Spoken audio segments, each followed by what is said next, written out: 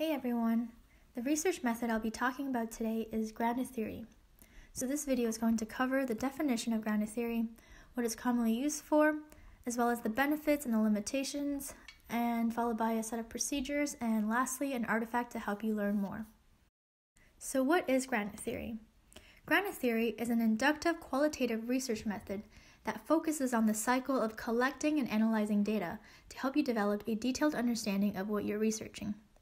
The topic must be something that is underdeveloped and has not been discussed a lot previously. Therefore, there's not much information or prior knowledge on this topic. So this is called grounded theory because the understanding that we gain on the topic strictly emerges from the data.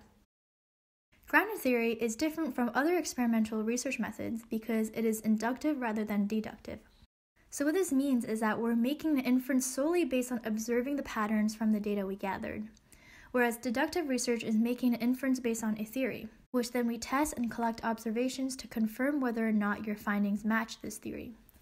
So when should I use this research method? You would use grounded theory if you're conducting research on a topic that is fairly new with very limited prior theories or information to base your research on.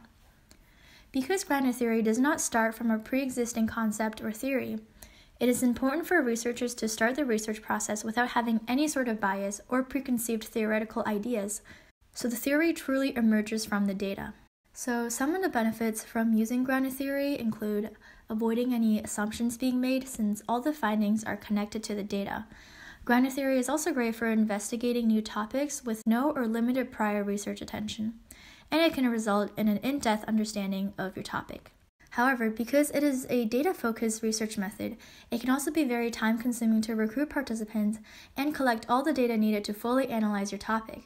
This can often lead to producing a lot of data, which can be very difficult to manage. Researchers also need to be skillful in using grounded theory methods, since there isn't like a standard guideline to identify these categories. So the data collection process begins with identifying a small group of people to recruit based on your set of criteria.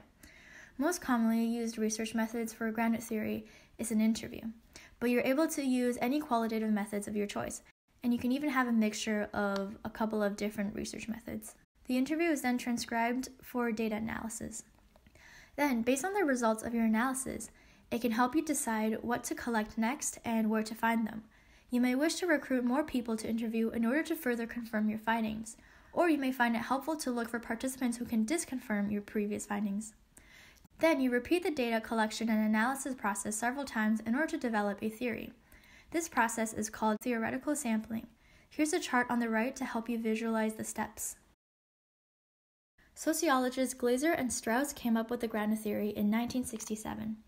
Although there are many different procedures to go about this theory, Strauss and Corbin proposed a set of procedures that consist of 4 stages: open coding, axial coding, selective coding, and then forming the theory. And throughout the whole process, you are memoing your findings. During the open coding process, your raw research data is examined. The text is read through many times to identify any patterns, opinions, or behaviors. Each interesting phenomenon is identified and given a code.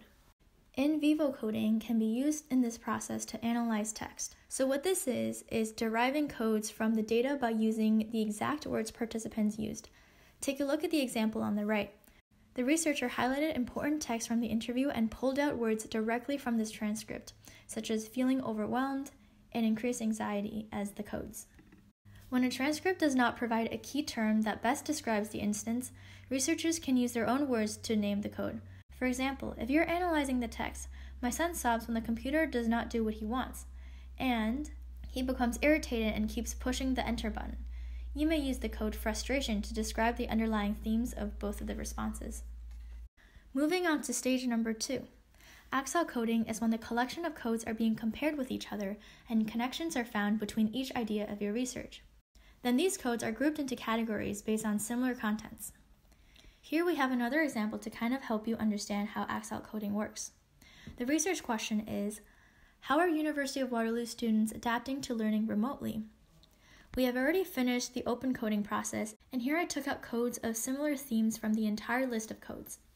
During the axial coding process, we can slightly change our codes in order to categorize them. In this case, we have decided to categorize these codes under anxiety. The next stage is selective coding, where the categories are compared with each other to create a core category that connects all the ideas together. Once the core category has been determined and you have reached theoretical saturation, you can use your coded data and memos to construct your final theory. If you wish to learn more about grounded theory or the coding and analyzation process for qualitative data, Dwelvetool.com has a lot of online resources and videos on the topic. Dwelv is also an online software that allows you to code and analyze qualitative data. So if you're interested in using this software, you can request a demo, and it also has a 14-day free trial for you to test it out. Thanks for listening, and I hope this video was able to give you a better understanding of what grounded theory is and how it's used. And if you have any further questions, feel free to ask me now.